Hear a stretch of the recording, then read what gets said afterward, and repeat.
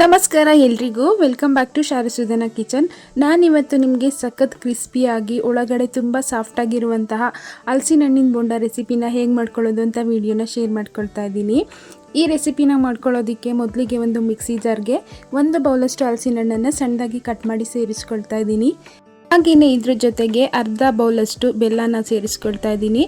ಹಾಗೆ 1 ಗಂಟೆಗಳ ಕಾಲ ನೆನೆಸಿಟ್ಕೊಂಡಿರುವಂತಹ 1 ಬೌಲಷ್ಟು ಅಕ್ಕಿನ ಕೂಡ ಸೇರಿಸ್ಕೊಳ್ತಾ ಇದ್ದೀನಿ.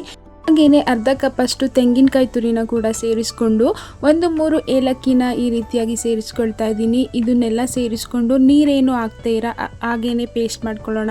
ನೀವು ಇವಾಗ ನೋಡ್ತಾ ಇರ್ಬೋದು, ಈಗ ಪೇಸ್ಟ್ ಎಲ್ಲ ರೆಡಿಯಾಗಿದೆ. ಇದನ್ನು ಒಂದು ಬೌಲ್ಗೆ ಟ್ರಾನ್ಸ್ಫರ್ ಮಾಡ್ಕೊಳ್ಳೋಣ. ನೀವು ಬೇಕಿದ್ರೆ ತೆಂಗಿನಕಾಯಿ ತುರಿನ ಈ ಟೈಮಲ್ಲಿ ಸೇರಿಸ್ಕೊಂಡು ಮಿಕ್ಸ್ ಮಾಡ್ಕೊಳ್ಬೋದು, ರುಬ್ಬೋದಕ್ಕೆ ಹಾಕೋದಕ್ಕೆ ಇಷ್ಟ ಇಲ್ಲ ಅಂದರೆ. ಇದ್ರ ಜೊತೆಗೇ 1 ಚಿಟಿಕೆಯಷ್ಟು ಅಡುಗೆ ಸೋಡಾನ ಕೂಡ ಸೇರಿಸ್ಕೊಂಡು ಚೆನ್ನಾಗಿ ಈ ರೀತಿಯಾಗಿ ಮಿಕ್ಸ್ ಮಾಡ್ಕೊಳ್ಳೋಣ. ಈ ರೆಸಿಪಿ ಅಂತೂ ಮಲೆನಾಡು ಕರಾವಳಿ ಸೈಡಲ್ಲಿ ತುಂಬಾ ಫೇಮಸ್. ಆ ಕಡೆ ಎಲ್ಲ ಇದನ್ನು ಮುಳುಕ ಅಂತ ಕೂಡ ಕರೀತಾರೆ. ಈ ರೀತಿ ಚೆನ್ನಾಗಿ ಮಿಕ್ಸ್ ಮಾಡಿಕೊಂಡು ಒಂದು 10 ನಿಮಿಷ ಎತ್ತಿಟ್ಕೊಂಡು ಕಾಯ್ದಿರುವಂಥ ಎಣ್ಣೆಗೆ ಈ ರೀತಿ ಚಿಕ್ಕ ಚಿಕ್ಕ ಉಂಡೆಗಳಾಗಿ ಹಾಕ್ಕೊಳ್ತಾ ಇದ್ದೀನಿ. ಮೀಡಿಯಮ್ ಮೀಡ್ನಲ್ಲಿ ಚೆನ್ನಾಗಿ ಇದನ್ನು ಫ್ರೈ ಮಾಡ್ಕೊಳ್ಬೇಕಾಗುತ್ತೆ. ಡಾರ್ಕ್ ಬ್ರೌನ್ ಬರೋವರೆಗೂ ನಿಧಾನವಾಗಿ ಬೇಯಿಸ್ಕೊಳ್ಳಿ. ಮೇಲೆ ತುಂಬಾ ಕ್ರಿಸ್ಪಿಯಾಗಿ ಒಳಗಡೆ ಸಾಫ್ಟಾಗಿ ತಿನ್ನೋಕ್ಕೂ ಅಷ್ಟೇ ತುಂಬಾ ರುಚಿಯಾಗಿರುತ್ತೆ ಈ ರೆಸಿಪಿ. ಹಲಸಿನ ಹಣ್ಣಿನ ಸೀಸನಲ್ಲಿ ಈ ರೀತಿ ರೆಸಿಪಿನ ಟ್ರೈ ಮಾಡಿ. ನೀವು ನೋಡ್ತಾ ಇರ್ಬೋದು, ಈಗ ಇದು ತುಂಬಾ ಚೆನ್ನಾಗಿ ಫ್ರೈ ಆಗ್ತಾ ಬರ್ತಾ ಇದೆ. ಟೀ ಟೈಮ್ಗಂತೂ ತುಂಬ ಒಳ್ಳೆ ಸ್ನ್ಯಾಕ್ಸ್ ಅಂತಲೇ ಹೇಳ್ಬೋದು. ಈ ರೆಸಿಪಿನ ಮಾಡೋದು ಅಷ್ಟೇ ತುಂಬಾ ಸುಲಭ. ಈಗ ನೀವು ನೋಡ್ತಾ ಇರ್ಬೋದು, ಎಲ್ಲ ತುಂಬಾ ಚೆನ್ನಾಗಿ ಕ್ರಿಸ್ಪಿಯಾಗಿ ಫ್ರೈ ಆಗಿದೆ. ಇವಾಗ ಇದನ್ನು ಒಂದು ಪ್ಲೇಟಲ್ಲಿ ಎತ್ತಿಟ್ಕೊಳ್ತಾ ಇದ್ದೀನಿ. ಇದೇ ರೀತಿ ಮಿಕ್ಕಿರುವಂತಹ ಹಿಟ್ಟಲ್ಲಿ ಈ ಮುಳುಕ ಅಥವಾ ಹಲಸಿನ ಹಣ್ಣಿನ ಬೋಂಡನ ರೆಡಿ ಮಾಡ್ಕೊಳ್ಳೋಣ.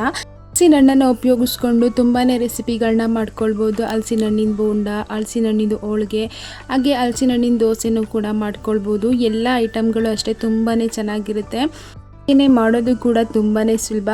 ನೀವು ನೋಡಿದ್ರಿ ಅಲ್ವಾ ಎಷ್ಟೊಂದು ಸುಲಭವಾಗಿ ಈ ಹಲಸಿನ ಹಣ್ಣಿನ ಬೋಂಡ ರೆಸಿಪಿನ ಮಾಡ್ಕೊಳ್ಬೋದು ಅಂತ. ಖಂಡಿತವಾಗ್ಲೂ ಮಿಸ್ ಮಾಡದೆ ಒಂದ್ಸಲ ನೀವು ಟ್ರೈ ಮಾಡಿ ನೋಡಿ. ಹಾಗೆ ಈ ಸಿಂಪಲ್ ರೆಸಿಪಿ ವಿಡಿಯೋ ನಿಮಗೆ ಸ್ವಲ್ಪನಾದರೂ ಇಷ್ಟ ಆಗಿದ್ರೆ ಲೈಕ್ ಮಾಡಿ, ಶೇರ್ ಮಾಡಿ, ಕಮೆಂಟ್ ಮಾಡಿ. ನಮ್ಮ ಚಾನಲ್ನ ಸಬ್ಸ್ಕ್ರೈಬ್ ಮಾಡಿಕೊಂಡು ಸಪೋರ್ಟ್ ಮಾಡೋದನ್ನು ಮರಿಬೇಡಿ.